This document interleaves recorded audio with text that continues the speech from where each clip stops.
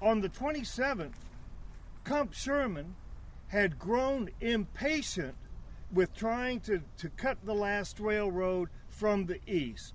So he swung Howard's army, nay, McPherson's Army of the Tennessee, he swung Howard's army around Thomas's position north of the city, and then down the west part of the city. Atlanta was, of course, ringed by the Grant-Pressman line, as I'm trying to call it. L.P. Grant laid the works out 63-64, and if you'll remember, General Hood took command July 18th, circa 4 or 5 p.m., finally, and immediately had his engineer, Lieutenant Colonel Stephen Pressman, do a survey. The works in the Northwest Salient were still not finished, and the works set northeast were too close in. Pressman laid out the Northeast Salient.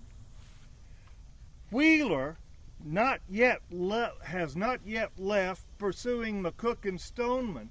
Confederate cavalry pick up the movement and notify Hood, who says, we're going to block this. So Hood, late on the 27th, concocts the plan for S.D. Lee to come on out here, and S.D. Lee's job is to seize the key crossroads here at Lickskillet Road, then Mosley Drive, now it's MLK, right? Seize the crossroads, defend it against the Yankees, who were thought to be coming here. This is on the morning of the 28th. Meanwhile, Peter Stewart, early on the 29th, is going to sweep around here and strike the Yankees from the flank. What was it? Who was it after Gettysburg when we were all parsing how Lee lost the battle and whether Longstreet was culpable to nth degree? Who was it? Pickett or Early? Always said, well, I always thought the Yankees had something to do with our defeat. Well, you know, the Yankees got in the way here.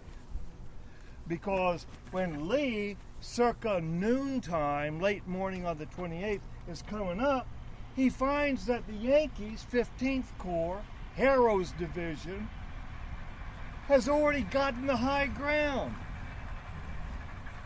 Comp Sherman told Howard, don't worry, Hood's not going to attack you.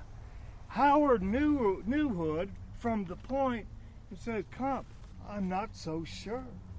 So, when his infantry is coming down here, Howard has them carefully deployed, division by division, facing east, each division taking position on the right of the previous and extending the line down here, where it about ended.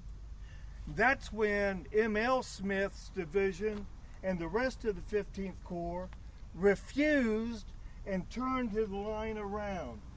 Steve. Sir. Excuse me. The woodcut over there shows no earthworks. Yes! And we don't have earthworks where the battle was, but there must have been earthworks after, but they may have changed position. Something like that? Howard kind of told him, beware. So where the Federals already had an hour or two, they were kind of digging light barricades, but nothing approaching the usual entrenchments.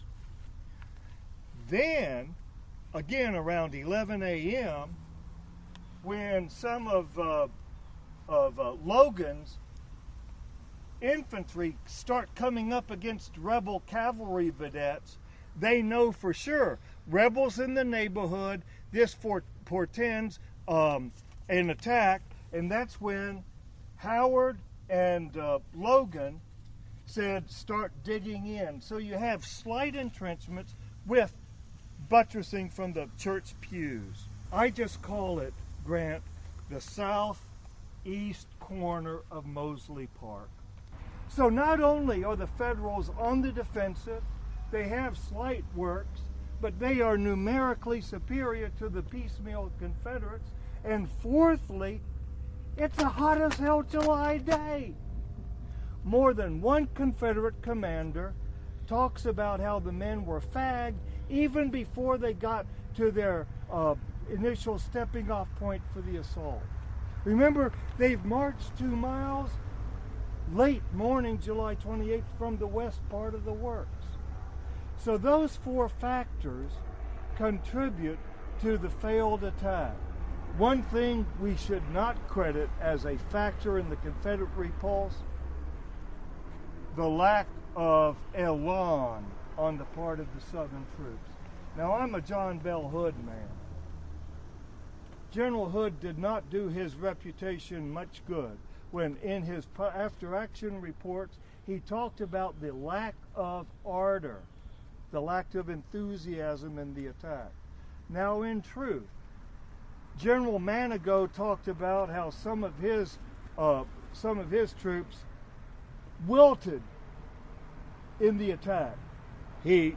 Moreover, when Manigault's getting in, the rebels are already able to see the repulse of Brown's guys.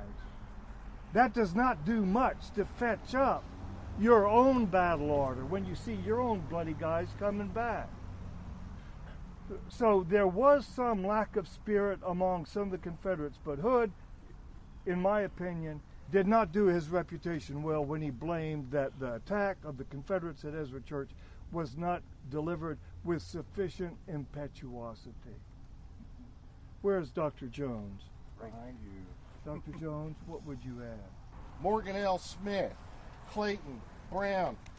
These are the same guys that had faced each other 6 days before at the Battle of Atlanta, and are depicted so in the cyclorama. So these are not strangers to each other. They've already fought each other, and perhaps, is 6 days enough time to recover? Yeah, and Sharp's brigade helped overrun some of the Yankee lines there north of the troop herd house. So the rebels know what it's like to drive the Yankees from their works. They just were unable to do it here 6 days later. And I would suspect that, being veterans, as you were implying, they know what they're seeing. They know what's going on. They know what's going to happen. And they know full well that if they don't wilt, they're going to die. They're still human. Remember, S.D. Lee had been commanding out in Alabama and Mississippi, and Hood is still trying to find a commander for his corps. He finally, and remember, Cheatham had commanded it for a while, but he finally brings S.D. Lee from Alabama and Mississippi, who arrives here just a couple of days before the battle. Moreover, remember that just 2 weeks before here, circa July 14th, Lee had commanded the Confederate attack at what was it, Tupelo? Yes, where the rebels were initially repulsed, but that night the Yankees skulked away. So S.D. Lee had a taste in his mouth. If I can but attack them, we can drive these people. So that inexperience, John, days on command, plus his experience at Tupelo 2 weeks, led him to jump to frontal attack when, remember, that was not Hood's order. Where is Hood? Couple of miles east of us. Confederate headquarters are at the Thrasher House on South Whitehall Street. Hood's not expecting an attack today. Remember, Lee's only to take the crossroads. The battle's going to take place on the 29th. So Hood never came out. Moreover, S.D. Lee never notified headquarters before he launched his attack. By 5 p.m., Hood's finally catching up the fact that the battle's fought. Well, he would have heard gunfire. He might have heard. Well, cannon. He might have heard. There is no... Grant, I go back to the OR during the afternoon of July 28th, circa 1 to 5 p.m. There are repeated messages from General Shoup to Lee. Do not engage the enemy unless you are attacked. If they were hearing the sound of gunfire, they would not be sending those messages, and I dare say that Hood would have come out. I won't say that I've come across evidence of acoustic shadow, but the OR suggests that Hood was in the dark about Estee Lee until that evening. Circa 5 p.m., finally the word gets in, and Hood realizes that Estee Lee has slipped the bridle.